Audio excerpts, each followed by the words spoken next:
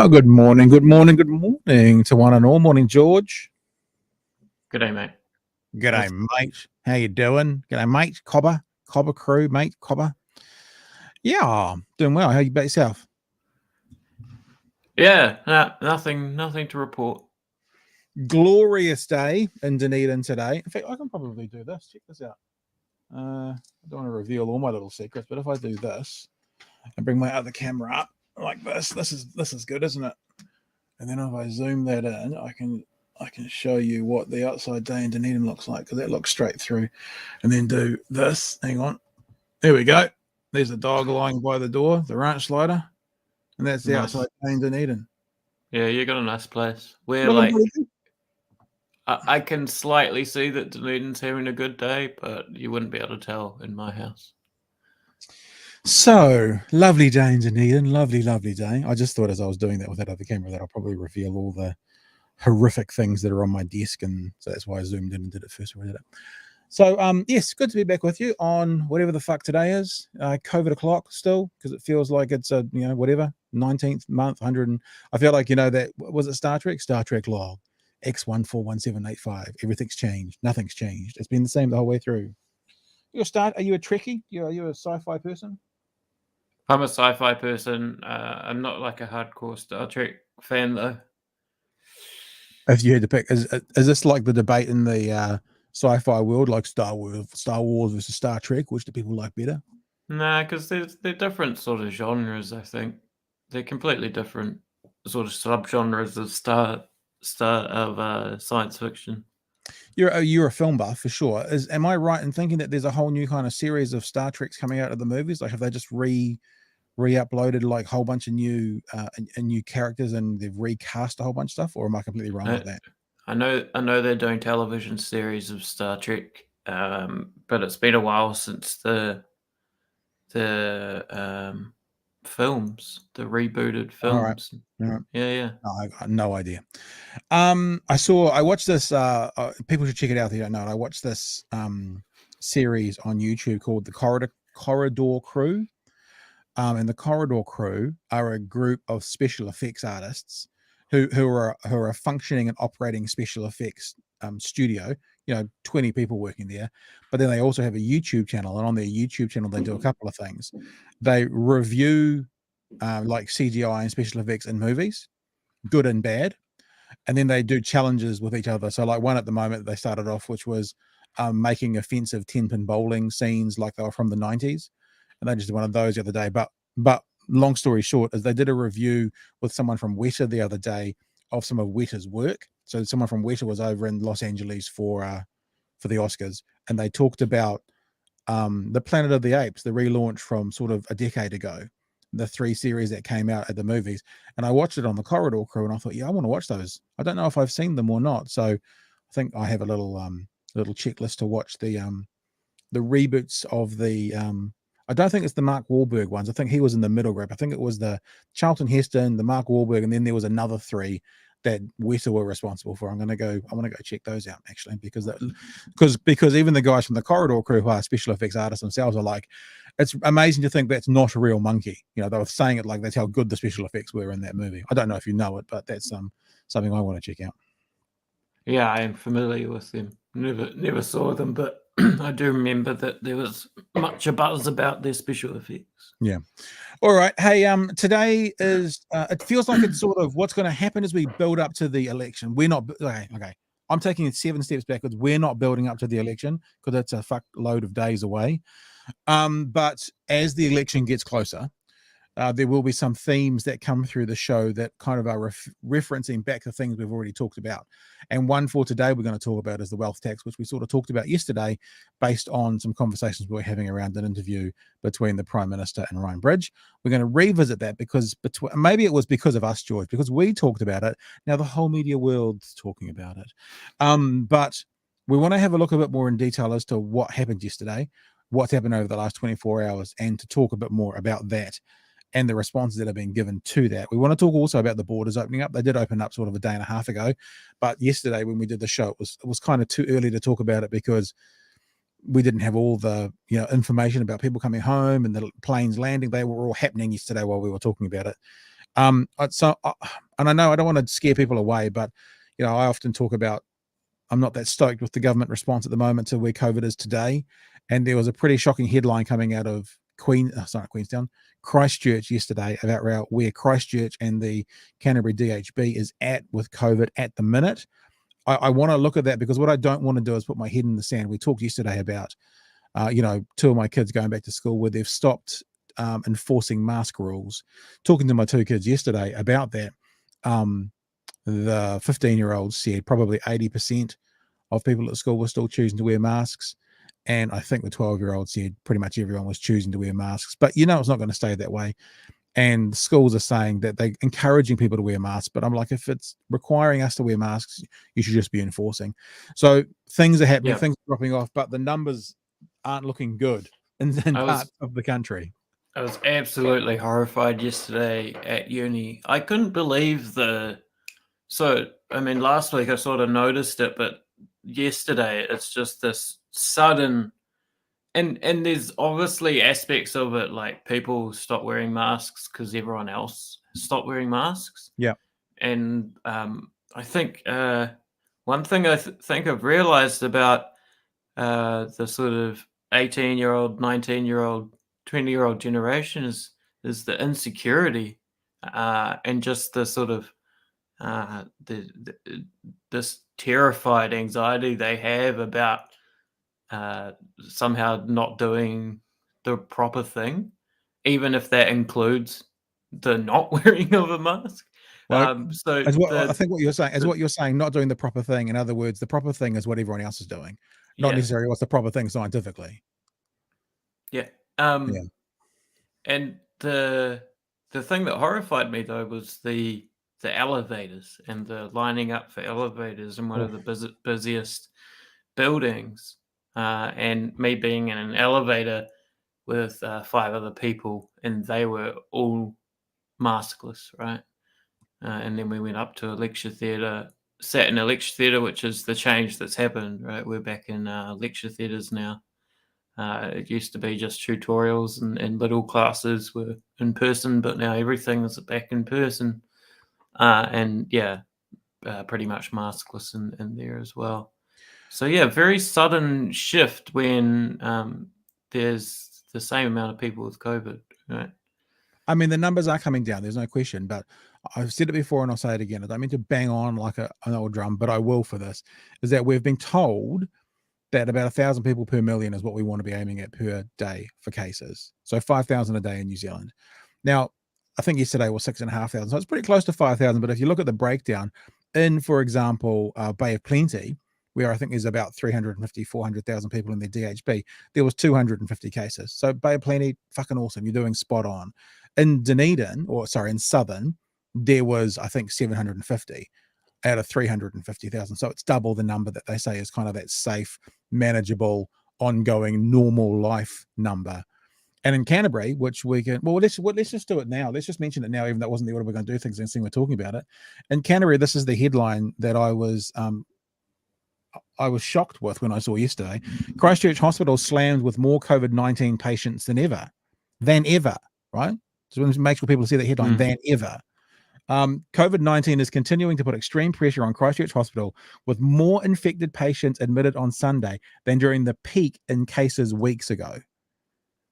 The Canterbury District Health Board issued a plea to the public on Sunday to avoid Christchurch Hospital's emergency department unless absolutely necessary. In a newsletter to staff, Chief Executive Peter Bramley said there were more patients in Christchurch Hospital with COVID-19 infections on Monday than at the peak of the outbreak several weeks earlier. And schools and universities and workplaces are going, yeah, you're right. Just do what you want. We're okay now. And it's like, actually, 6 to 8 weeks ago, when we were at the highest point where we were at, we were going, to keep safe, you need to have these restrictions upon yourself for your safety. Now we're hearing that cases in Christchurch, right? So I'm not talking nationwide, in your area, in my area, in Christchurch, are worse than they've ever been with hospitalizations, yet they're in orange, and we're being told at schools and universities, we're not going to enforce it. It's like, if you want to see this thing gone, like, I mean, this one end of the extreme, right? And I'm being extreme here, goes, the whole world goes inside for a month. Literally, this thing goes away. The other end of the extreme is we all start pashing in the street every time we walk past one another, right? One of those would keep it everywhere. One of those would eliminate it. I guess my question is, where is the actual place we want to put that in the middle? And at the moment, it feels like they're erring on the side of pashing in the street than on the side of locking everyone inside. Well, asking everyone to go inside. And I would suggest at the moment, with this story we're looking at right now, we should be erring, whether it's at the 51% percentile or whatever, we should be erring on the side of the conversation, which is still being cautionary, to get rid of this fucking thing as much as we can. So this is my concern, my big concern for, for everybody, even the fucking idiots who think this is not real and they're like, I'll be right. It's I know people who are talking who have got long COVID, who have had long COVID, who aren't able to function right now 6 weeks later because they had COVID, and they who didn't think it was a big deal. And now they're going, oh man, I still can't function. I'm still only able to do a 10-hour work week. I know people like that. We all probably know people like that. You probably know people like that who have had COVID, but they just haven't quite said, I'm still fatigued 3 weeks later. But they are. Not all of them, not everybody, but many are. Oh, yeah. I'm absolutely terrified by the prospect of long COVID and the problems that would have on my health. It terrifies me, and which is funny because I'm not the most careful person when I'm out and about. But I guess that's just one of those little sort of weird contradictions and dissonances that we have in our head sometimes, is that like, yeah, I'm terrified, but she'll be right. I just and the thing that frustrates me most at all, and I'm happy to lay the blame squarely at the feet of the Labour government, is that for 99% of the time that we've been facing this world pandemic, we've taken a cautionary approach and it's worked for the country. When I say worked, I'm talking about when it comes to our health outcomes. And now it seems like they've done that thing that a lot of individuals have done, which is like, well, it's been long enough. We got to get back to life at some stage. We might as well do it now. Whereas actually, as I've just shown in Christchurch, cases in hospital are higher than they've ever been. The highest singular day of admissions ever on Sunday. And I'm like, isn't this the place that policy and government needs to come in to go, actually, Canterbury, you're going back to red, or whatever the thing may be, rather than, self-governance now. I read a principal's email the other day that said, we're not health experts and we're following guidelines. And I'm like, actually, the unfortunate thing that the government's done is they're causing people to have to be health experts, because the government's now taking their hands off and they're kind of going, nah. I mean, I'm exaggerating a bit, but they're basically going, nah. And what it means is we, principals, those people have to be health experts. If you're living in an area where case numbers are still above 1,000 per million, like if it's double or triple like it is in some parts of the country, then as a principal, I'm sorry to tell you this, you have to take on the role of an health expert and go, how do we protect this? We should go back to when it was double or triple and we were in red and follow those guidelines rather than double or triple today. Like if it was double or triple and we were in red, the government would be saying very clearly what to do. Now that it's double or triple and we're in orange, the government's going, It's like, no. So the government's kind of absolved itself on some level. And so I'm sorry that you principals have to make these hard decisions now based on what you think is best. But it's actually the advice coming from central government. I don't think the advice coming from epidemiologists, but from central government is not the best advice at the moment to keep your students, to keep the community safe.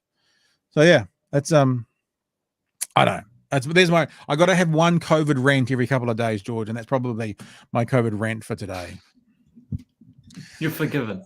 Thank you, sir. All right. That wasn't supposed to happen now, but we kind of just got into the conversation, so we went with it. So let's actually get into what we were going to talk about first, which was this idea around the hubbub started up yesterday to do with the wealth tax. And I think we should reset everything. And I think we should reset it from the very start. And this is the genesis of the conversation, where the Prime Minister was talking to Ryan Bridge on AM show yesterday about what was going to happen, what could happen in next year's election to do with tax. Talk about tax. David Parker, my old mate David Parker, your revenue minister, was on our show on Friday, and he said there are many, many ways to have a fairer tax system. He mentioned the potential for a capital gains tax, a stamp duty, a wealth tax, a deemed income He's tax. also, of course, said that we're sticking to our policy of no new taxes this term. This term. Yeah. So that's what I want to talk about. Going into the election next year, it's entirely possible. I just want to get a steer on what's on The and only off the reason table. I'm laughing is because, of course, we haven't prepared our tax policy for the next election yet. But so you've Okay. So to be honest, that's end of conversation. Should have been, yeah. But I mean, I know from a journalist's point of view, you keep pushing, but actually, when it comes to the information, that's end of the conversation. I can't tell you anything, Ryan, because we don't have anything prepared for next year, right? But of course, it doesn't. I mean, like, I don't criticize Ryan for this. This is what journalists do. It's what they're told to do. But when it comes to the substantive matter within this conversation, when it comes to the information that's going to come from this, the information is now finished. this is going to be a fairly short Okay. line of questioning. But you've ruled out a capital gains tax while you're leader.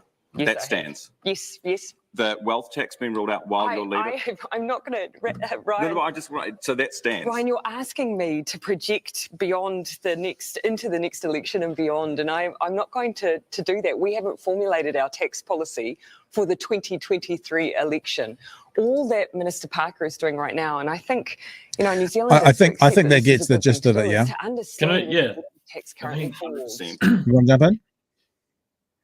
Yeah, I don't think.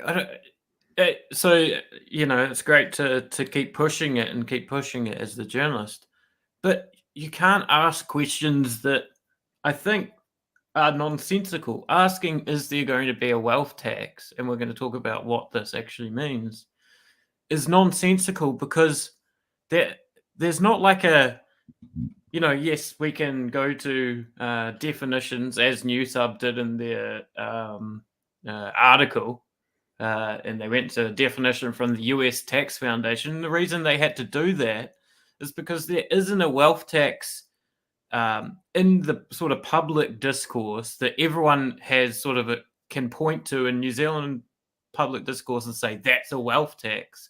There isn't a reference there to agree on, so trying to have conversations like that there is just nonsensical, because she can't answer it, because either she's going to fall into a political rabbit hole of getting caught in a U-turn like the media has successfully done, or she's going to be talking about something that hasn't even been formulated. So I want to play a little bit more of this, because we get to the point where Ryan's saying, Shouldn't we so you have won't this rule it out. So you won't I rule think it we out. should. Yeah, good. But you said, And now you're asking me to form a policy on information we have not yet gathered only yet as because well. you've previously said while you were leader on a wealth tax. Oh, no, on capital gains tax, I have said while I'm in this role, having campaigned on it many times No before, to capital gains. we needed, and now I'm not going to set out a commentary beyond that. Okay, so beyond that, it's anything's possible. Oh, we haven't formulated a policy. I know. We I totally haven't. get Right. that. So that'll do for now. It reminds me as well what you just said, George, about what the media is now doing is commenting on something that they have to speculate about, because you can't comment on their policy if there isn't a policy yet. It made me think a little bit about the commentary on some levels I'm seeing about Twitter at the moment, and all the changes currently happening at Twitter. And there is lots of things happening, like people are saying that there are some algorithms being changed in the background, and that conservative commentators are picking up Twitter followers, and then they're all, and one thing that's happening in the media is everyone's talking about the changes that Elon's making, and it's like Elon hasn't taken over yet. Like, there might be That's changes classic. happening in the background, but he can't implement anything for, I think he's talking about a 6-month window until he actually gets control. But they're all going, look what Elon's doing to Twitter, and he hasn't done anything yet because he doesn't own it yet. And if there are any changes happening in the background, they're happening maybe because he's coming, maybe, but they're not. He can't change anything right now. And it's a bit the same. Like, Labor doesn't have a policy to critique, so it's talking about what it could or couldn't be. So they're actually speculating on a speculation. Yeah, it's the classic playbook.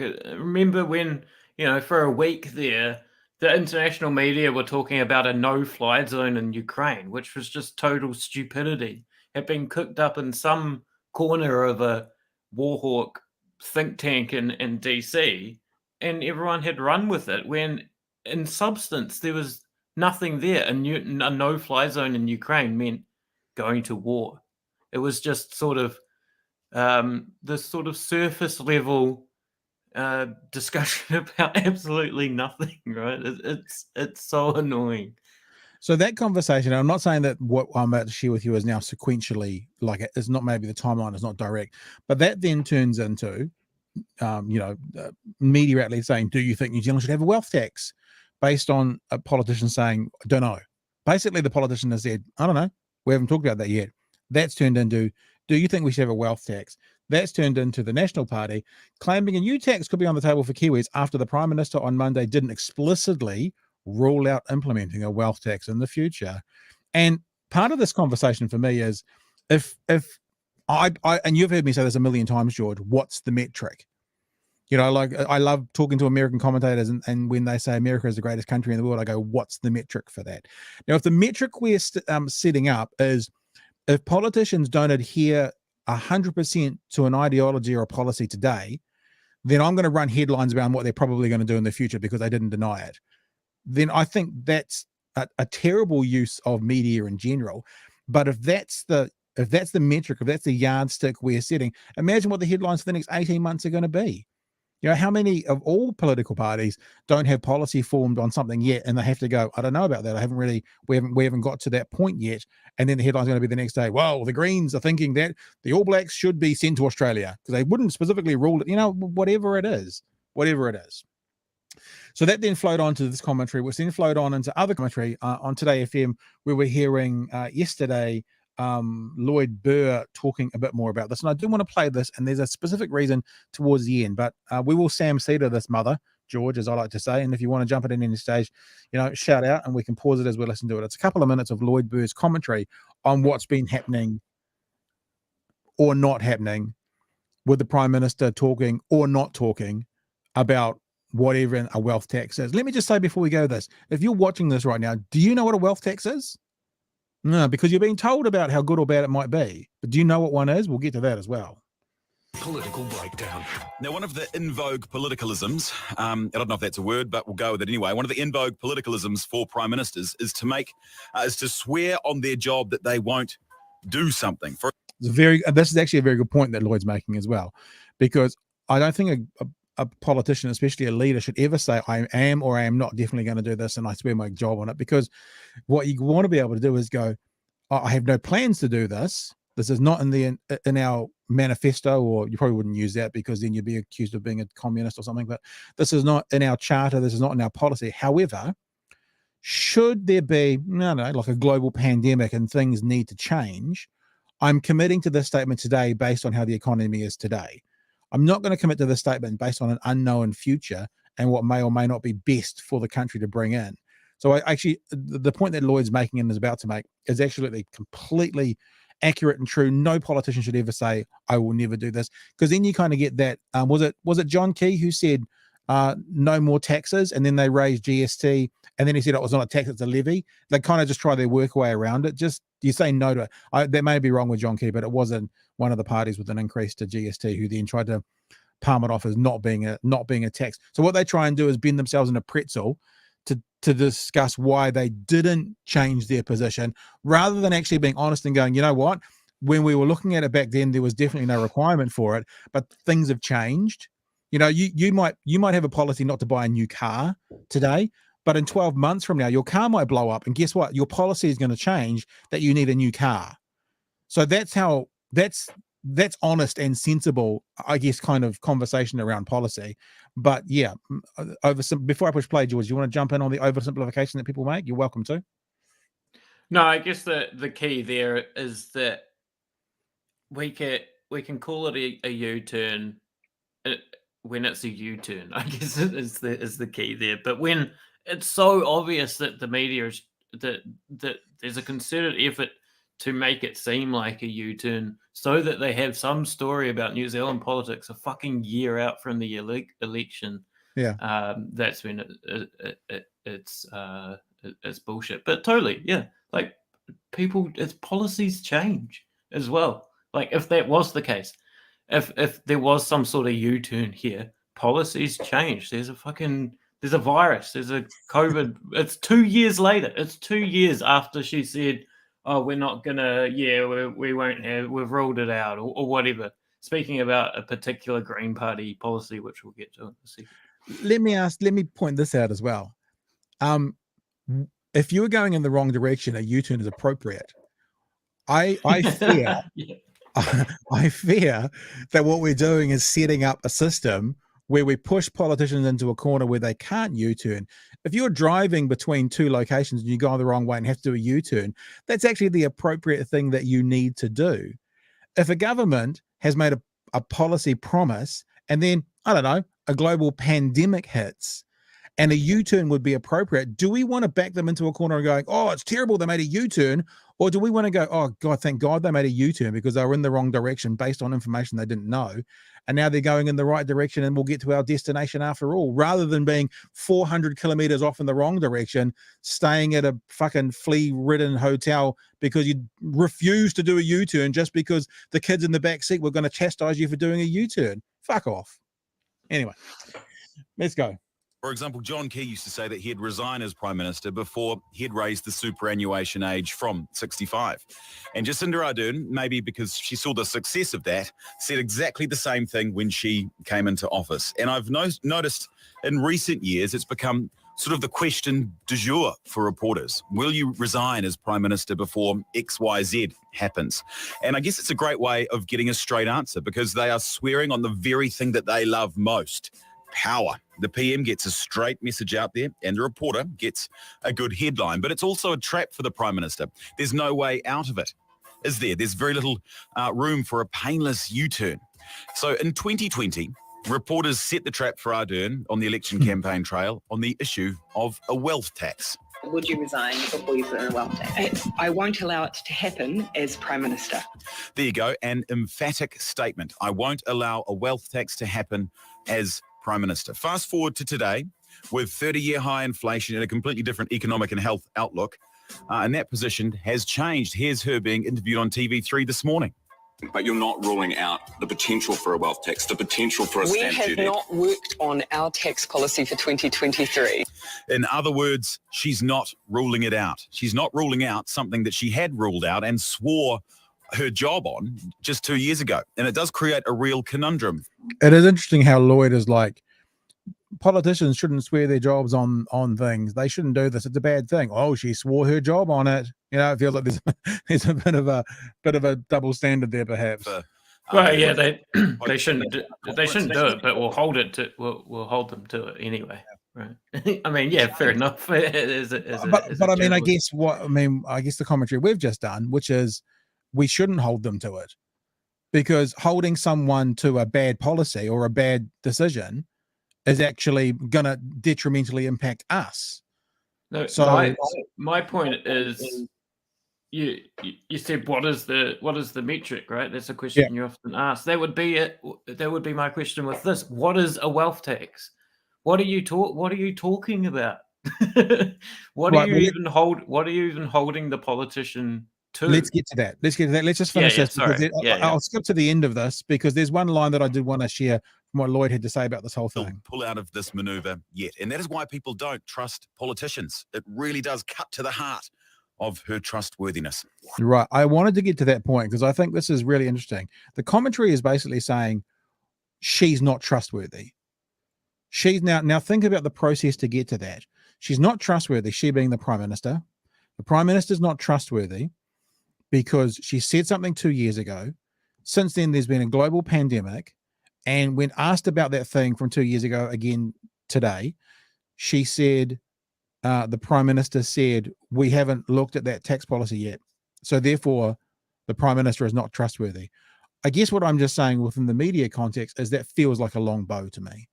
To say this person is not trustworthy because they haven't absolutely unequivocally confirmed what they said 2 years ago when there was, and since then there's been hundreds of millions, billions, trillions, whatever dollars of added cost to our country. But if she doesn't say exactly what she said 2 years ago, if there is definitely no evidence of a U-turn, then she's not trustworthy. George, do you want to talk to us about what a actual wealth tax is? Because I know you've got some stuff there for us to look at. Yeah, the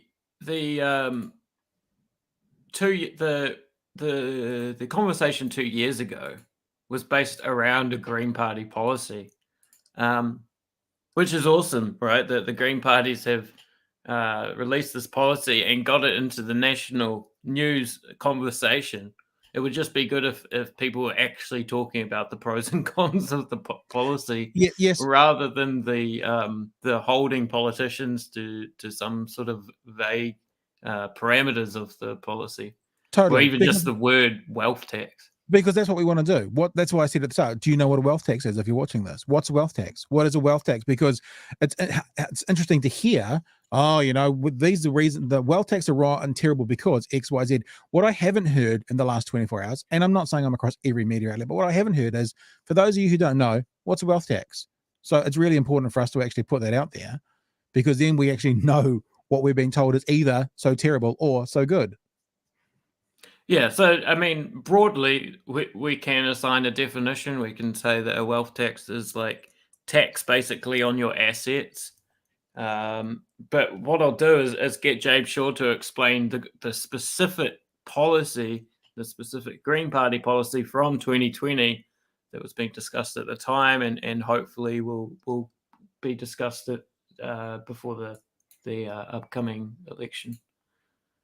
To fund our guaranteed minimum income, we're proposing a contribution. Yeah, sorry, I meant to contextualize that as well. This was in the context of the Green Party policy of a what they call it, guaranteed minimum income. Guaranteed minimum income, we're proposing a contribution from the wealthiest 6% of New Zealanders. Wealth, by which I mean accumulated assets over $1 million, will be taxed at 1%. Wealth over $2 million will be taxed at 2%. Now, this new wealth tax applies only to net wealth after mortgages and debts are taken into account. What that means is that only the amount that you actually own counts towards this. Having a mortgage doesn't. Everything up to $1 million attracts no tax. So, if your house is worth, say, $1.2 million, but you've got a $700,000 mortgage, your net wealth is $500,000 and you won't pay any tax. But if your house is worth, say, $1.2 million and you own it outright, you'll be taxed 1% of the $200,000 above $1 million, and your contribution will be $2,000 a year. The tax is levied on individuals. So if you jointly own that $1.2 million mortgage-free house with a partner, then your net wealth will be $600,000 each and below the threshold. If you're asset rich but income poor, there will be an option to defer payments until such time as an asset is sold. And we'll close up tax loopholes to ensure everyone pays their fair share. Because if the country is doing well, we should all benefit, not just 6% of us. Now, make no mistake, this is a transformational change. But if we truly want to end poverty in Aotearoa, we need to be bold. And this is just a much fairer, much simpler way for us to help each other out when times are tough. Because in Aotearoa, we do have enough to go around. And the Green Party has a plan to make sure that all New Zealanders can live prosperous, fulfilling lives. Yeah, so there you go. I mean, it wasn't even that full on, really, was it? What do you think of it, Pat? Yeah, I think I'm interested in their, and that's the first time I've seen that video, which we like doing on the show as well. We like actually, it's not that we don't want to prepare for it. It's like, it's good to get first reactions. My first reactions are, I imagine if the super wealthy will then just start owning their assets with all their children, so they can divide up, like, in other words, this house, this $17 million house is now owned by me, my 3 children, my partner, my sibling, and to divide it down. But that's I guess a workaround. I guess my immediate thoughts are, and I always think of the elderly, some of the elderly who have owned houses, modest houses from 20, 30, 40 years ago, are now in that 1.2, 1.4, 1.8, $2 million house bracket. I wonder if it would be if I'd support their particular policy more if it excluded your family home, like they're doing with capital gains tax. If it excluded your family home, that would seem to be maybe a way to. You mean the house you're living in? Yeah, completely. Mm. I don't know. I mean, just thinking about it out loud as I'm talking about it, because it doesn't seem like a lot. But also I wonder, I mean, we're okay in the housing market's dropping off a bit at the moment. When they made that statement a couple of years ago, they probably need to increase it now because a lot of people's houses are worth more than $1 million. And a lot of retired people are the ones who are mortgage free. So saying that if you're a young person and you owned a $1.2 million house, well, you're probably not going to, but if you did, chances are you do have a $700,000 mortgage. But if you're 75 and it's the same house you've lived in for the past 30 years, it might be worth that. And so you are going to need to find that money. I'd also be interested to know how they're going to pay that. Would that be at the end of the financial year? Would that be spread over payments? Like, would it be a weekly amount?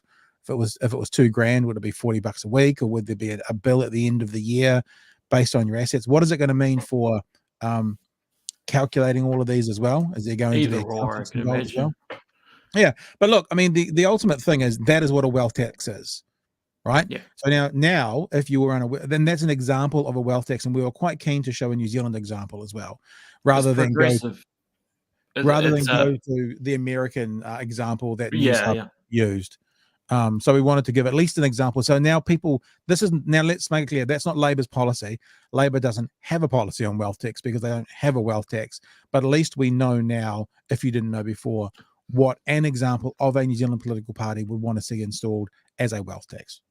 There's an element in there that you'll also hear people refer to as a progressive tax system in the part where he says that, if it's over $1 million, then it's 1%. And if it's over 2 million, then it's 2%, etc., etc. And it's the amount of money over that million that is taxed, not the total amount. So basically, under $1 million is nothing. Between 1 million and 2 million is 1%. Between 2 million, whatever the next threshold is 2%, and so on and on and on and on. And I guess that means for people who are like property investors who own half a dozen properties, then if you've got to pay, 10 grand a year more now on taxes, then that just needs to be put into the rent, which does raise the question there. The rents go up because of it, et cetera, et cetera, et cetera. I don't know.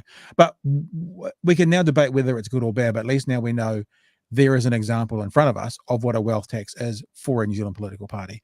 So let's just have a look at a conversation now that was had this morning on, it's actually the AM show again. Not to be like we're not the AM show is not our heroine and we're not drug dealers, but it's where the conversation happened to be this morning between Chloe Swarbrick, who is part of the Green Party, who does want to see a wealth tax put in, and David Seymour, who's got his eyes shut right now. Many would say has his eyes shut all the time, but mostly to economic issues. But they were talking a bit about the wealth tax, and they were talking a bit about tax in general and how it benefits the top earners and the wealthy in New Zealand.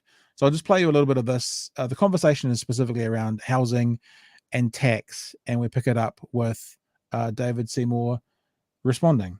It doesn't help a young first home buyer to know that the person selling the house is paying more tax if the price keeps going up. So we got to solve the real problems of supply and opportunity if we want a better country. The rather problem, than David, this tall poppy syndrome approach. The problem with that theory is that it hasn't worked, has it? I mean, how long have you been saying that? How long has that party been saying that? And actually, the party was the instigators of it in the 1980s. Things at the bottom haven't gotten any better. But Chloe, equally with the hang on. Right, if you're going to say that, you give me a chance to respond. Actually, it has worked. If you look at people's income, it has stayed equal over the last 80 years, unless you count housing costs. So we have a major problem with housing, but that's because we're not building enough houses. It's not because our tax system's wrong. And in fact, we have the highest rates of inequality that we have ever had in this country since records began. And that is a consequence of the policies that were instigated by David's forebear. Just actually to speak to policies at present, if you look at the ACT proposal, the ACT Party's proposal rather, if you are a minimum wage earner in this country, you will get precisely zero. Your boss, well, they might get a bit. And your boss's boss, particularly if they're earning over 180,000, well, they might get quite a bit. And that money they may choose to put into an asset like housing, which is a renter you will help to pay off with them getting no capital gains tax on that. We always get to the stage where Chloe gives up on her policies and tries to explain mine. So it was more about tax in general, but it was. I mean, there's lots of things in there. I actually think it's I don't know if it's a fair point, but interesting point made by David that goes, let's sell our own policies rather than talk about the other party's policies. But then there's also the flip side of that, which is if you want to poke holes in other people's policies, that's fine as well. So I wanted to just bring that up because that was more talking about tax in general and how, it seems it's benefiting the wealthiest, and the wealth tax is one of those things that potentially will make this a fairer system. There are, and in that interview, if you go and have a look on YouTube at the full thing, Ryan does cite economists who are saying the wealth tax is not the way forward, not the way to pull countries out of holes, and it's not working anywhere in the world. Again, that's, I guess, more research that needs to be done into that, but just to put all the info on the table for you to then go out and check on as well. The final part, I guess, of this conversation is we found out yesterday about, well, most of the country, those of us in Dunedin knew about this 6 years ago because of South Dunedin sinking and sea level rises changing. I'm interested to think about the way political parties put forward and what they find and value as an important policy position. Obviously, the Greens find the wealth tax an important position to get through. ACT think it's not the place to go. The Greens also find an important policy to get through, policies around climate change and sea level rising and that kind of thing as well. And even though it's a different topic now, I just want to tie this to the end of it, because speaking about the economics of what's going on at the moment, the tax system and what's happening, we have a budget coming out on the 19th of May. And so the opposition parties have started to kind of do pre-budget speeches. And there was one that was made yesterday by Mr. Luxon. And one of the points that was made is that the speech today made no mention of the potentially catastrophic sea level rise predictions revealed last night. So obviously the biggest news story in the country yesterday was that release from Sunday night of the information around sea level rising and the catastrophic change that's bringing to New Zealand. Mr. Luxon made a speech yesterday. He didn't mention that at all. Luxon told media that announcements on climate change would be forthcoming. What my speech was about today is the fundamental economic drivers. Those are the things that will make the difference and drive higher wages.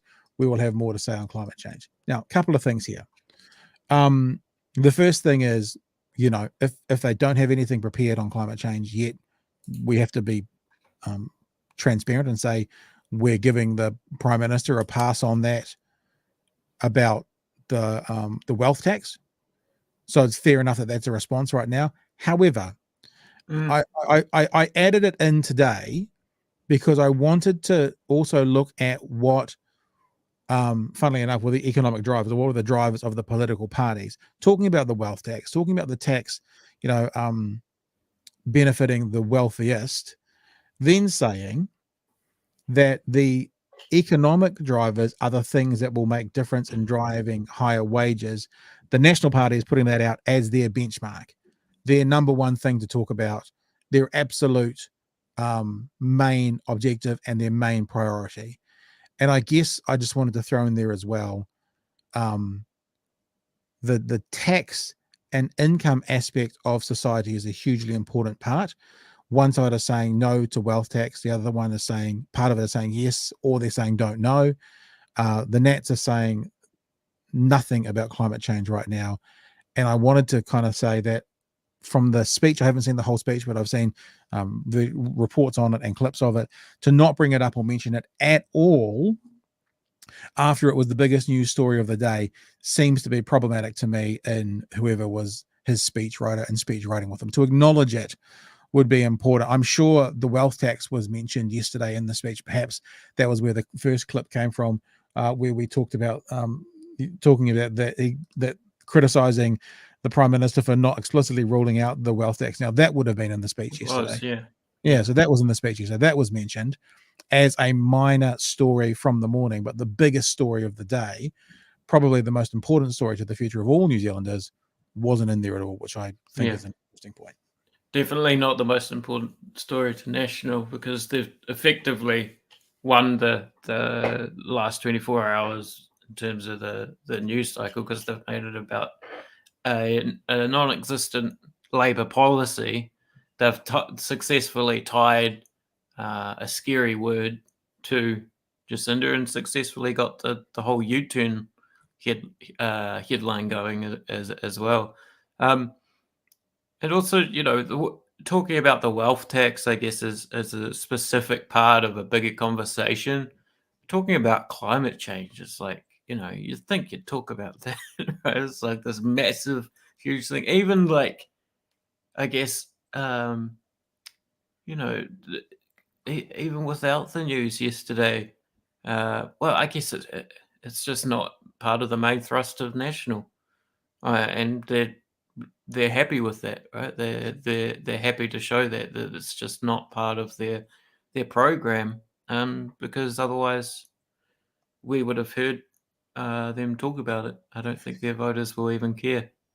Can I throw a conspiracy theory out there as well? I love conspiracy theories, yes. What about the biggest news story in the day yesterday was an environmental issue, yet the story that got the most headlines was a little beat up story from a non-event story in the morning, almost like let's not look at that other story right now. Let's ignore that for a while because we've got this big important story to talk about, which is, did the Prime Minister make a U-turn in her car because she took a left rather than a right? Probably should have used left right in that example. That happened. That just happens automatically, right? I think that there's not a smoke-filled room full of people deciding for that to happen, but that does happen, and that happens automatically because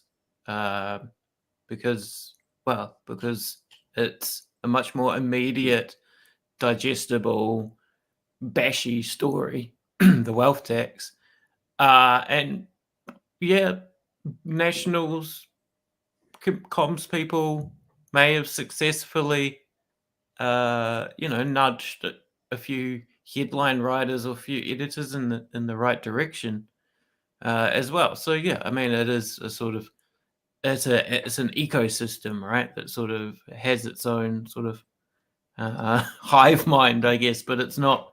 It's not a smoke-filled room conspiracy. I guess it's what I'm trying to say. It's not a. It kind of just happens automatically. It's also it's very easy in the media to say, do you think New Zealand should have a wealth tax? Yes or no? What the fuck is a wealth tax? Most people don't know. Far more difficult to put up a poll that says, the intricate details of climate change and what are we going to do about it. So, I'm not talking about them dumbing it down too much, but oversimplifying things is what the media wants to spoon out to people in general to get a response, to get more clicks, to get people on their sites. And delving into an issue might not be seen as quite as easy to do and quite as receptive by the public, perhaps. And partly that's us, right? We have to not accept that, not put that on, and we need to get involved in conversations like even Robert Patman said yesterday. We're not having these conversations anywhere else, that we do go a bit deeper and do at least think about these things. Anyway, let's have a look at a couple of comments that have come in. Kim says, depends. I don't want more tax for working families. In the current inflation housing climate, definitely want multimillionaires and billionaires to pay their fair share. Emperor says, as a Green member, I don't support this. And that came when we were talking about the wealth tax. It's not a simple tax and should have excluded homes. I felt this would reduce support for the Greens. Tax on assets that don't generate income, not fair. That's interesting. Well, that's talking about the family home one there. But I guess the wealth tax is just that in general. If you have capital, if you have assets, if you have something physical that you own, well, it might not be physical because it could be stocks and shares and stuff as well, then you pay a tax on that. I guess there is a part of that conversation, which is like when you get your PAYE, right? You pay your tax, you've got your money in your hand. You don't pay tax. I guess you do pay tax on that again if you're buying things like GST. But if you put that into the bank, then that tax is paid. Then what you pay tax on is just interest earned from that. But that's a done thing. Is it fair to have like an asset that you continue to pay tax on, not just a one-off? Maybe that's where the capital gains tax on houses comes in and is a more fair system as opposed to a wealth tax. I don't know. I'm saying I don't know because I'm just thinking out loud as we're talking about it. I tell you what we're going to do is tomorrow we're going to continue the conversation around what political parties, what is their benchmark and what are they pitching and selling and what is their main objective. When we're talking about, Nationals, talking about economic drivers, that's going to be one of their benchmarks. because there was an announcement made this morning, which we're not going to do today because we've got something else to get to first, that the Green Party has changed their co-leadership rules, that there will be a female leader and there will be an other, and one of the leaders will have to be Māori, or at least in part Māori, I guess. There must be a Māori representation amongst the leadership. And I think what I talked about last week to do with the reason working class are fleeing the Democrats in America, the research that was done shows that when you make your benchmark something that is not populist, then you reduce your chance of getting elected. And I think it's probably fair to say that the Greens spend quite a lot of time on issues that are maybe not as concrete as they could be, like we got to make sure non-binary people are included in our leadership model. We got, all these sorts of things. And from the outside looking in, I wonder if that's part of the reason that a sector of society will never vote for them. Now, that's fine because the sector of society will never vote for ACT or National either. But we want to talk about what that is, what it means moving forward, I guess, for the Greens. We'll maybe try and get one of the leaders on. I'll fire some texts off, and and see why as well. See why this is something that's essential. Because I also kind of go, and I don't mean to be a bit of an okay boomer, if we're going to start to represent these areas, where do you stop? I mean, the disabled aren't represented in the Greens co-leadership model. Do we need to make sure that's in there as well? It could go on and on and on. How do they then decide where to draw a line on what it's going to be? I think they have drawn a line, right? Yeah, but then how do they make that decision? Because they've excluded some groups. So some groups have been excluded, like the disabled, let's say, and some have been included. How do they then? How do they make that determination as to where they're going to? Right. To you'd need to ask the leader. Yeah, exactly. So we'll do that tomorrow, okay? Because we've got other things going on today. Because we did want to talk a little bit about the borders opening up, and I don't have the dog in the studio with me at the moment, so I thought the next best thing to having the dog in the studio is a cute story about a baby.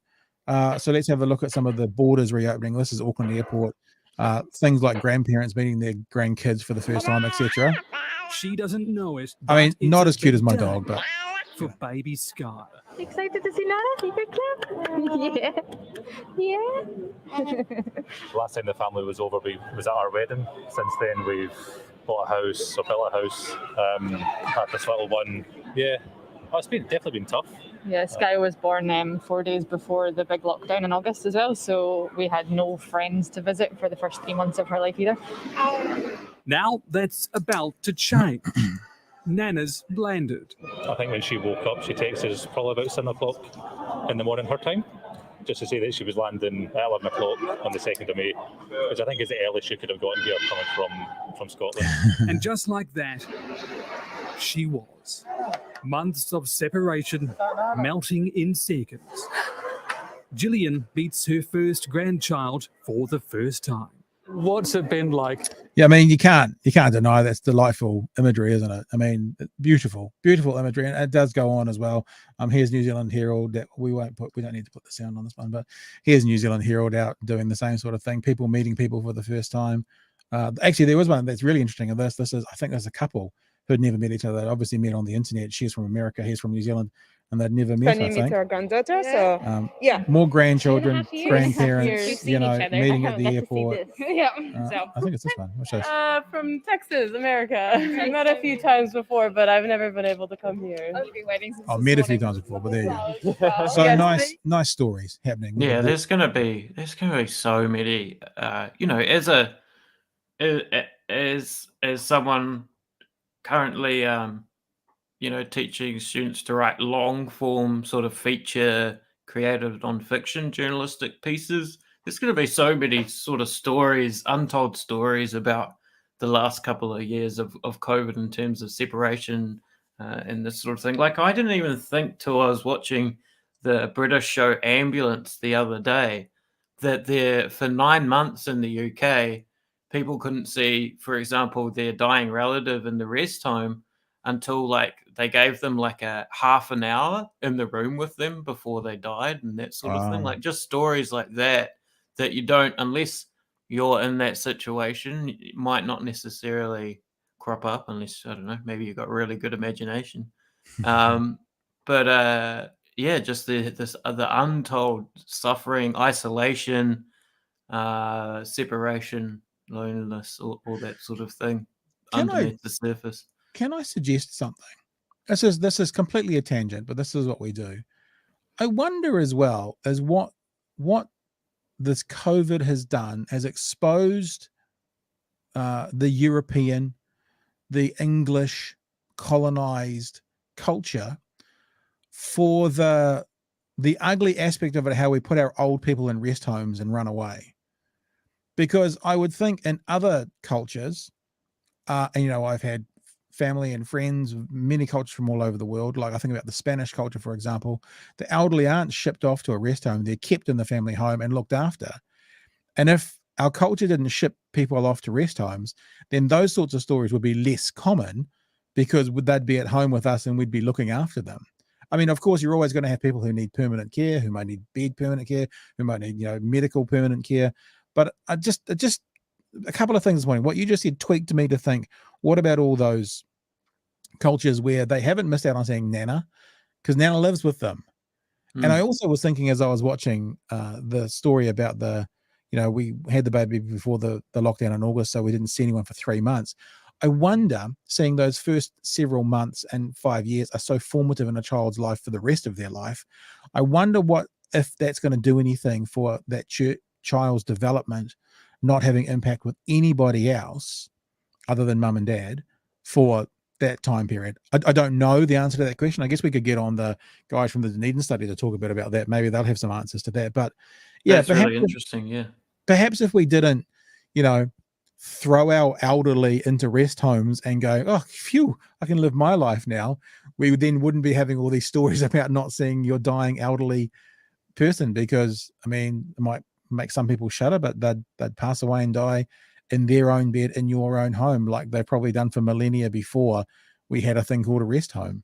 I think, equally there will be stories like that, right? I think, I think in America, for example, there's a interesting sort of it's not necessarily ethnic and cultural, but often class based and geography based. That there'll be these multi-generational homes with 4 different generations of family member, and it often is a class and geography and sort of, well, I guess sort of cultural, sort of middle America, as opposed to and then in the UK, I'm sort of thinking again back to the series Ambulance, like these small, very small apartment houses with old people in them. So it's not necessarily an old people's home, but it's like your granddad lives in one of those little nanny flats above another flat or something like that. It's full noise isolation. Yeah. One comment before we move on about what we just said. Takes a village. Sadly, that sentiment is lost in Western society. COVID is slowly highlighting that. Yeah. Well, the thing you said about kids as well, we should talk. Yeah, definitely talk to a psychoanalyst or I wonder what Freud would say about a kid never ever seeing another kid. He'd probably tie it into having sex with your mother on some level. And he'd be right. Let's now have a look at a concrete example of this. We had a chance to speak to Olivia Wensley from Queenstown Lakes Startup. She lives up in Queenstown and has a lot to do with Queenstown businesses. So we can talk about this aspect of the borders reopening, but I'd also like to actually talk about what this actually means for places that need tourism. So we had a quick chat with Olivia this morning, and let's have a listen to that right now, shall we? And joining us from Queenstown, lovely Queenstown, and the most beautiful place in the country to be living, and I'm always jealous when I come up and then don't want to leave, is the CEO of Startup Queenstown Lakes Trust, Olivia Wensley. Good morning, Olivia. How are you, mate? Morena, I'm good, thank you. Hey, thanks for joining us. Thanks for giving us some time. Always good to be back. Yeah, man. Hey, look, I thought that one of the things that would be good to do is we're talking kind of around the idea of the borders reopening, and we're talking very, I guess from our side of things, from my side of things, it may not make a huge difference to my day-to-day life because of what I do and where my income comes from and that kind of stuff. But, Queenstown is probably places like Queenstown, Rotorua, probably they're the big two, actually, who are primarily driven by the international dollar, and tourism is sort of I mean, it's the number one thing in the country, but even in those places, even more so than anything. And obviously, we're a Dunedin-based show, and anytime we can sing our praises of our Otago brethren, we want to do that. So let's talk to someone in Queenstown. And you are working for Startup Queenstown Lakes. I imagine are both working with businesses and alongside a lot of businesses. And I thought we should have a chat to you about what this means for Queenstown, the borders reopening. So I guess that's the first question. What does this mean for Queenstown? Well, it's huge. And I mean, what we've seen in Queenstown the past few years after COVID, it's been really, I mean, the economic impact has been devastating. So for context, 6 out of 10 people in Queenstown rely on tourism in one way or another for their source of income. So we're heavily reliant on tourism as a region. And so, I mean, you can imagine how devastating that's been when suddenly there's no tourism. Tourism's dried up overnight. Average hotel occupancy rates in the past, in recent times, have been averaging about 15%. So that sort of gives you an idea of how bad it's been for a lot of companies. Yeah. So it's been devastating and silent. It's sort of an analogy that I say, it's like our Christchurch, but it's been because just with the devastating impact to the business community, but it's invisible largely, except for the people on the street. You can't see the tourists. So that's been that's an interesting kind of the only visible part of it. A parallel to draw that your financial aspect, your input, your finances, your money has been impacted like a natural disaster. So it has been a disaster. It's been an economic disaster. And the reason for that is because, I mean, obviously Queenstown Lakes has been so heavily focused on tourism because of its natural beauty. It's been a great draw card for international tourists, but there's been very little economic diversification, which is a form of insurance against economic disasters. So so that's been quite interesting. We've literally had all our eggs in one basket, and then just seeing what's happened now, it's been tricky. And it's also been hard as well, sort of getting the sympathy from other towns, or lack of, because there is this perception that that Queenstown, it's boo-hoo, privileged Queenstown. It's like actually there's a lot of people here that, I mean, the average wage is less than the national average.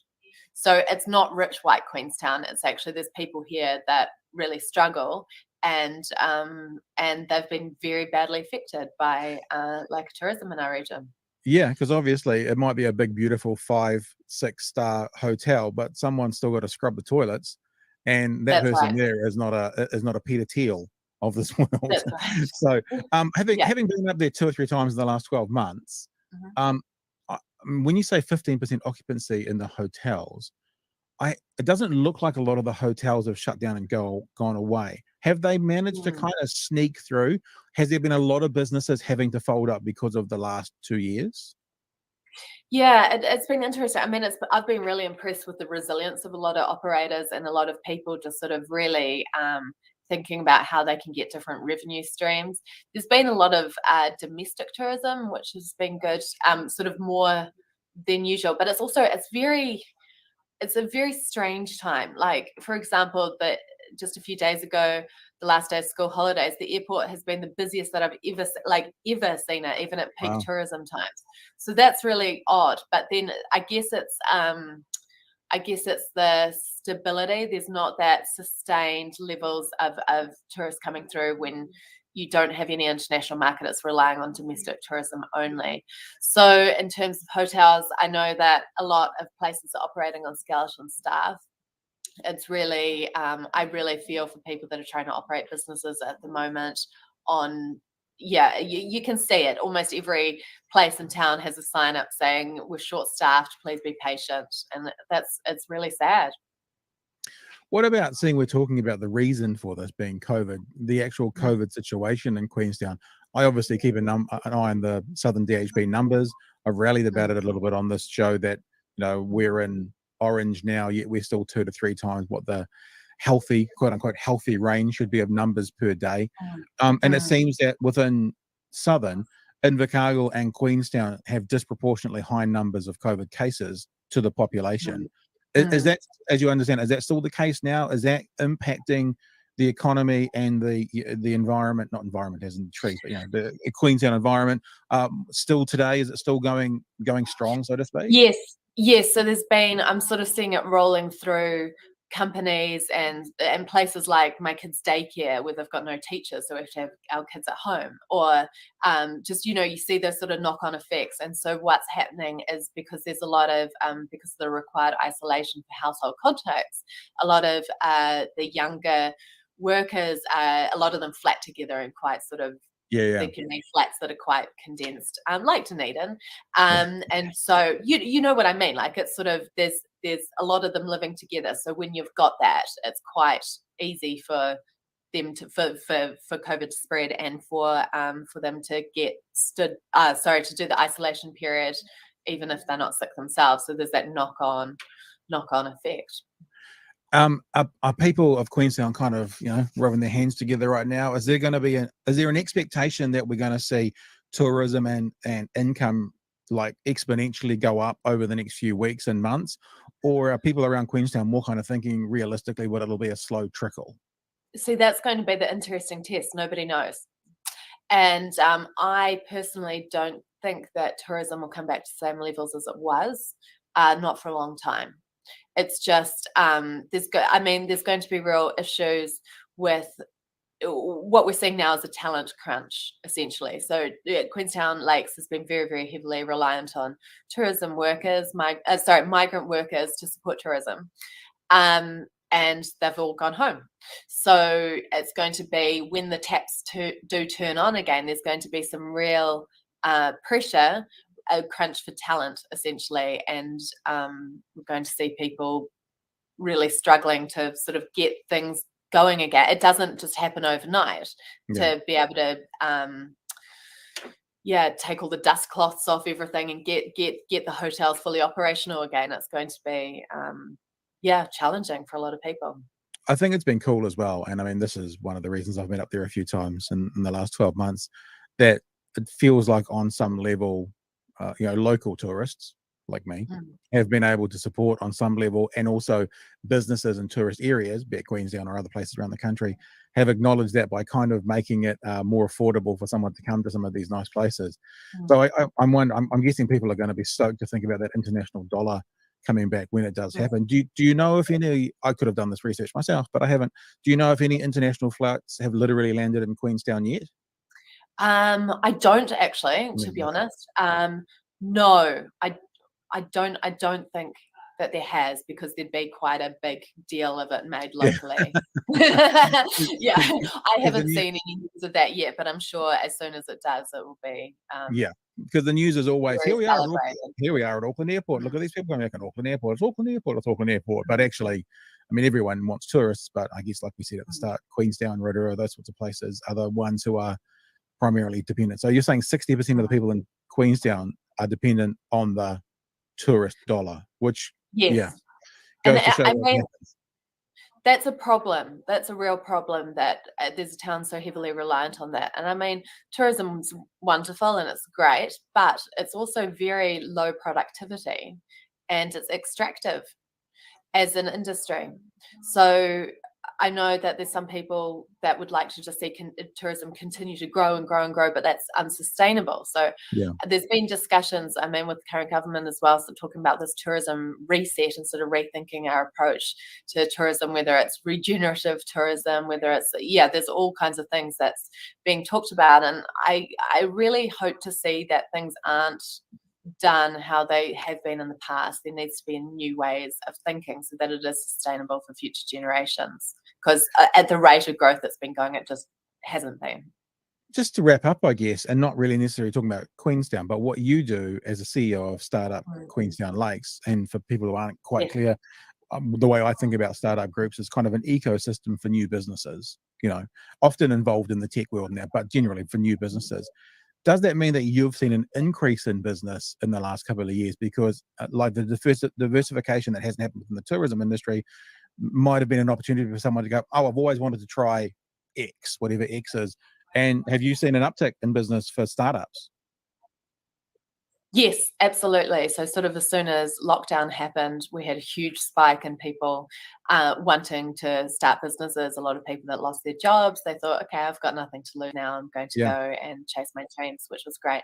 What was interesting is women were disproportionately affected by redundancies, and those stats reflected in the stats that we had in our courses. So we had at one stage, at our highest stage, we had 75% of participants were women.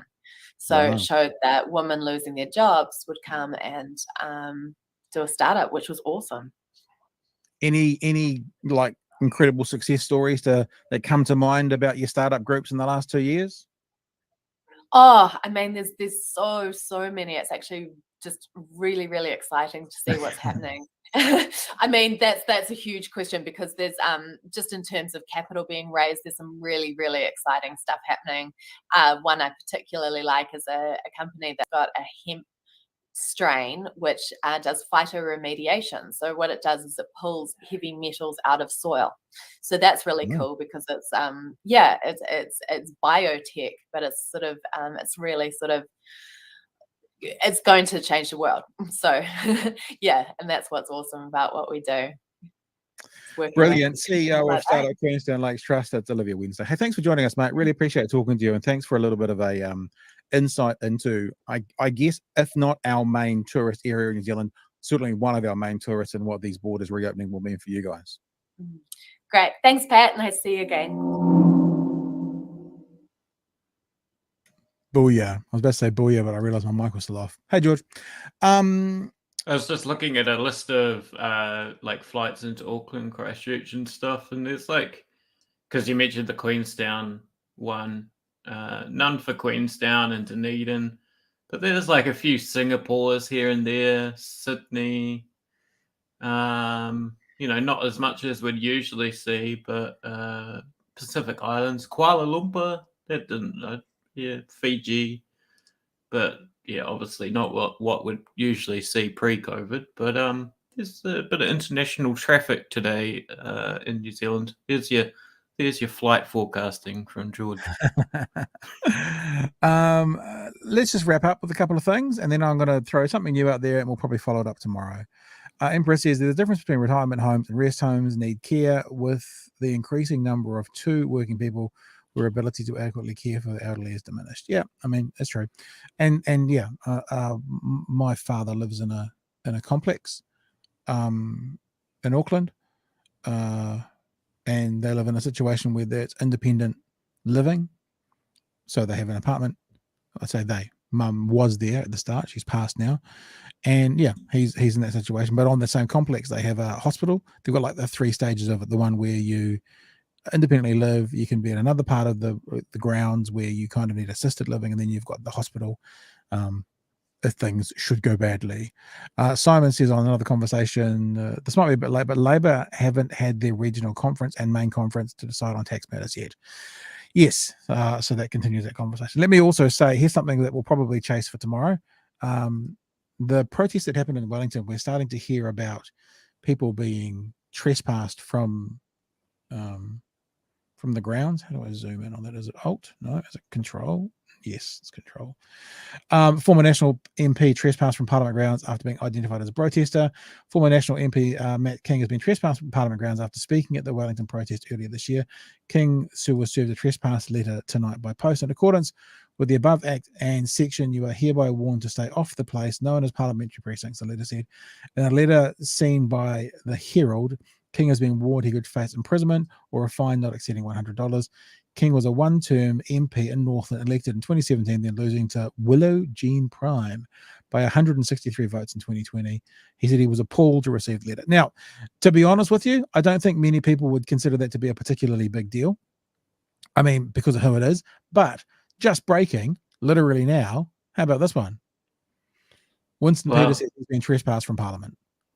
So that former Deputy Prime Minister being trespassed by Parliament, from Parliament. Wow, that's huge. I wonder what would happen if he became an MP again. In a statement, Peters said he found out on Monday night. Well, that has happened before, though, because I think it might have been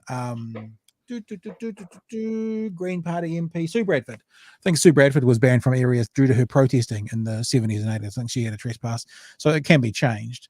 But in a statement, Peter said he found on a Monday night that the Speaker, Trevor Mallard, had trespassed him from Parliament grounds for 2 years. He claims Mallard's, quote, dictatorial behaviour is, quote, supported by Labour. Prime Minister Jacinda Ardern, the Labour leader, on Tuesday morning said decisions made by management of Parliament's grounds lay with the Speaker. The New Zealanders should not put up with this type of totalitarian behaviour from the Speaker, nor should the Prime Minister or Parliament, he said. It's because of that I've taken legal advice and will continue to do so. Speaker Mallard has also lost the plot and will continue to do so if he thinks he can enforce his unreasonable and unlawful decision. I guess my question for Mr. Peters did go there, but are they trespassing anyone who walked through the grounds, or are they trespassing protesters? You know, like the Matt King one, he spoke there. I mean, I think we'd pretty much all say Winston Peters wasn't one of the protesters. Where does that line between trespass and not? Like if you were just there, you can be trespassed. Don't know the legalities of that or what that is, but I think this might be something that we might chase for tomorrow as well. I'm sure we're talking about the biggest news stories of the day. This will be a big one for today. This will probably be leading all the news channels and stuff tonight, so we might try and have a look at it tomorrow as well. Maybe we have to fire Mr. Peters a bit of a text. So why don't you come on Big Hairy News, you big silver fox, and come and have a chat about it. I'm sure he won't, but we can but try. All right, so there you go. Breaking news literally came out 9 minutes ago, according to this, that Winston Peters has been trespassed from Parliament. All right, George, we're done. Now, tomorrow, that means we are going to be talking Greens co-leadership. We are going to continue this conversation around the co-leadership. And I'm sure other conversations will come up. We normally are with Chewy on Tuesday and Wednesdays, but just as a conversation with y'all, that we also are impacted by COVID. I mean, Chewy is unavailable to us today because he is covering for other people who have COVID. So it's still going on. And as you can hear, George, obviously incredibly sick with COVID. No, I'm just kidding.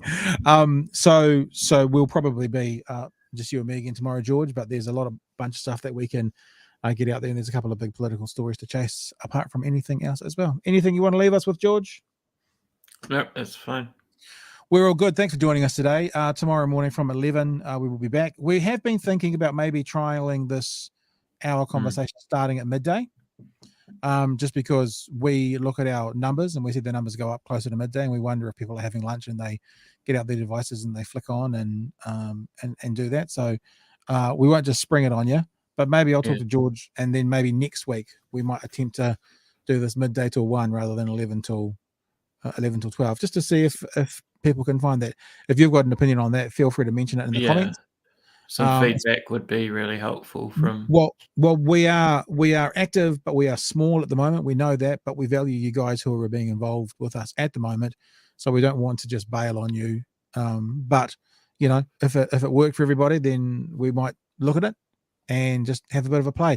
I mean, to be honest with you, this is the kind of thing that could be at 10 o'clock every night as well. And I think if we did it at 10 o'clock every night, it would probably get a bigger audience of people sharing and being a part of it, because, you know, people are at home on their devices, can participate, can jump into bed and listen and contribute. So as a part of what we are thinking, this is basically a soft launch of this product, we might do a little bit of a tutoring with where it's going to be and how it's going to work as well, just to see how it all would pan out. But that's us for now. All right, team. Thanks for being with us. As I said, you guys who are watching, especially and watching on demand, we are welcoming your comments. We're going to go now, so you can put them in the YouTube channel, or you can go to patbrittenden.com and there's a contacts page on there that you can just contact us directly as well.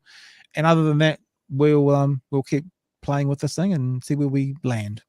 All right. Cheers, George. Thank you, sir. And thank you for watching, everybody. We'll see you tomorrow morning at 11. 11 tomorrow morning.